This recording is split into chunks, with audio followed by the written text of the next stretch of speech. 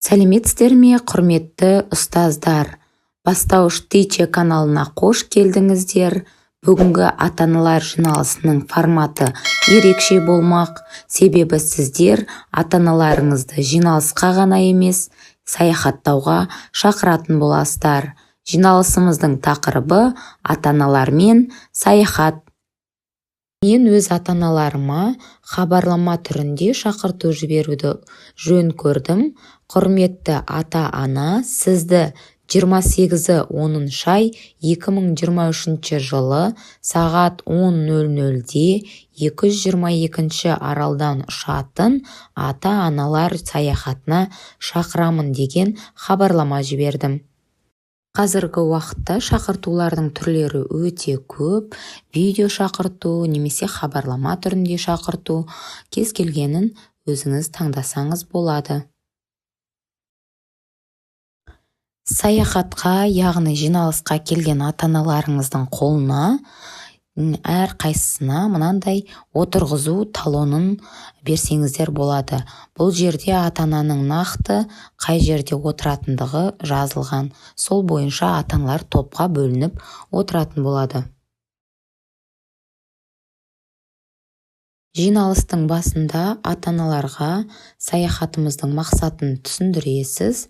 Яғни бұл жерде өзімізді жолаушы ретінде сезіне отырып, жолымызда кездескен кедергі, қиындықтарды бірге, бір-бірімізге көмек бере отырып жеңу.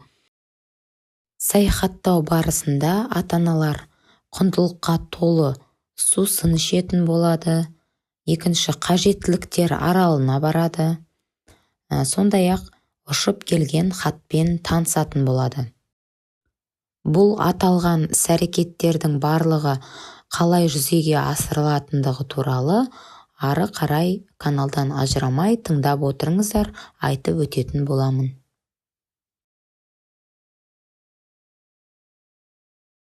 Құндылыққа толы сусын.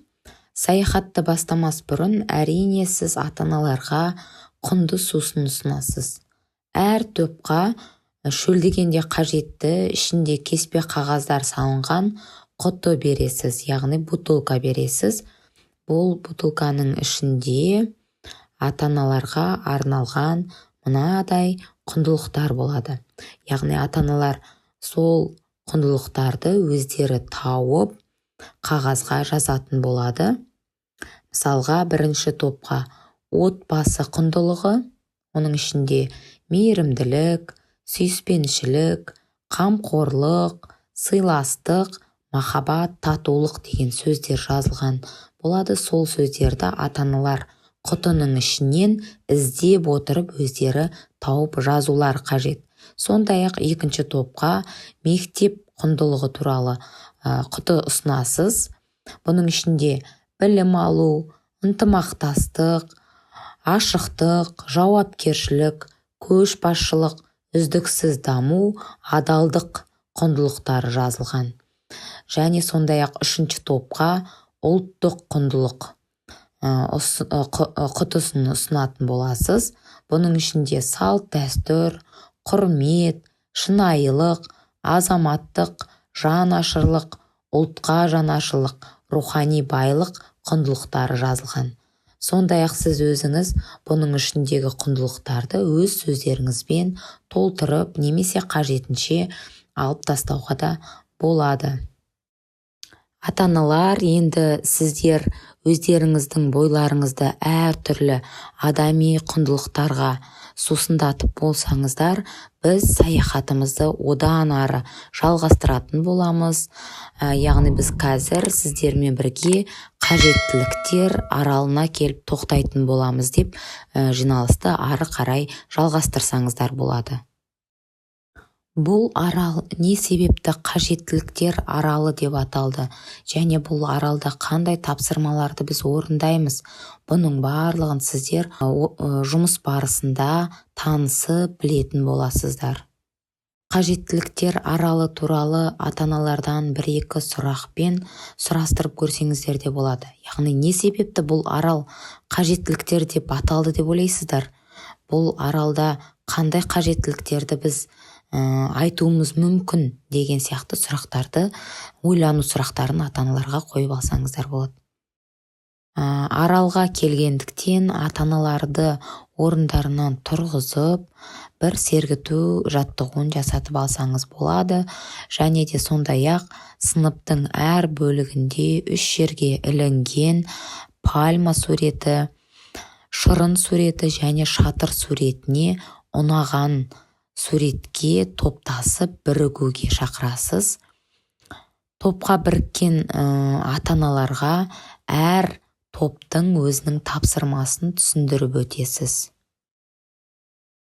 Мысалы, бірінші топтың тапсырмасы пальма тобы. Пальма ағашын бала деп алып, оның жақсы өсу үшін, жеміс беру үшін қандай жағдай жасау қажеттігін жазады. Бұл жерде пальма ағашының төменгі жағынан бастап діңіне балаға қажетті физиологиялық қажеттіліктер, яғни киім, тамақ, баспана, тағы да басқа. Сондай-ақ сүйіспеншілік қарым-қатынастарын пальманың жапырақтарына жазады. Бұл жерде балаға қандай сүйіспеншілік қажет? Достық, махаббат, татулық, тағы да басқа ата-аналар өз ойларынан осылай жазып шығады. Екінші топты алатын болсақ, бұл жерде екінші топта ата-аналар қол шатырдың тапсырмасына назар аударады. Шатыр, яғни ол ыстық күн көзінен, жауын шашыннан қорғану құралы болып табылады.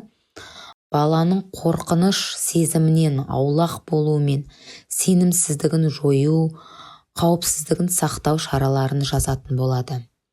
Шатырға балаға қажеттілік, қауіпсіздік, яғни кішкентай кезіндегі мысалға ауырып жарақаттанып қалу кезінде оны дәрігерге көрсету, сондай-ақ сырттағы төнетін қауіп-қатерлерден қандай қауіпсіздік шаралары арқылы оны қорғайды, міне соны жазып шығатын болады.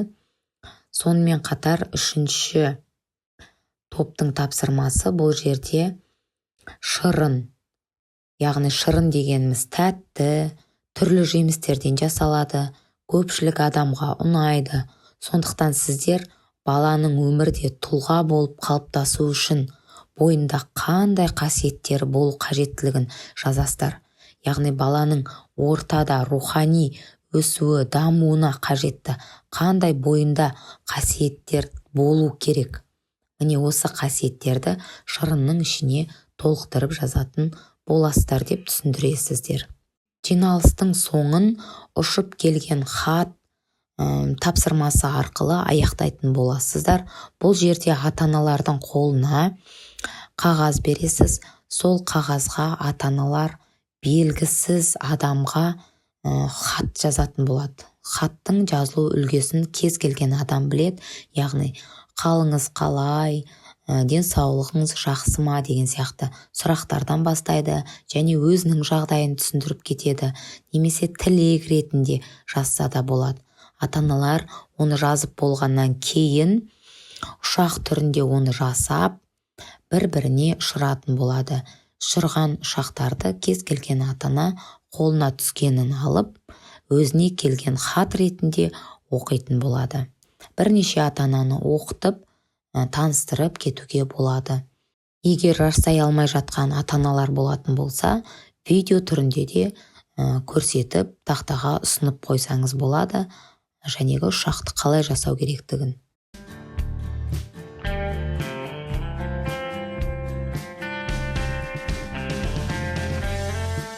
Осылай жиналысты аяқтауға болады.